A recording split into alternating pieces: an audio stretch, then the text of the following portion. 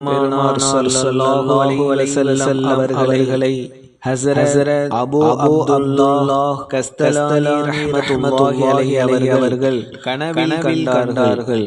தமது ஏழ்மையை நபி முஹம்மது ஸல்லல்லாஹு அலைஹி வஸல்லம் அவர்களிடம் முறையிட்டார்கள். அப்போது பெருமானார் ஸல்லல்லாஹு அலைஹி வஸல்லம் அவர்கள் இந்த ஸலவாத்தை ஓதுமாறு கட்டளையிட்டார்கள்.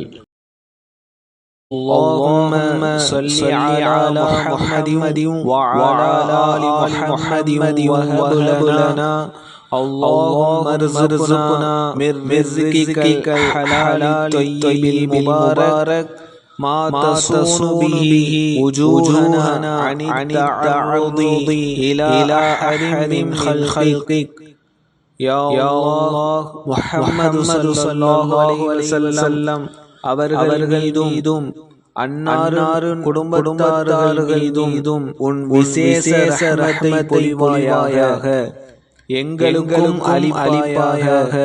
அல்லாஹ்வே, உனது படைப்பினங்களில் யாரின் நிலையிலும் யாசிதற்கென காட்டுவதிலிருந்து எங்கள் முகங்களை காப்பாற்றும்படியான ஹலாலான தூய்மையான பரக்கத்தான உணவை எங்களுக்கு வழங்குவாயாக.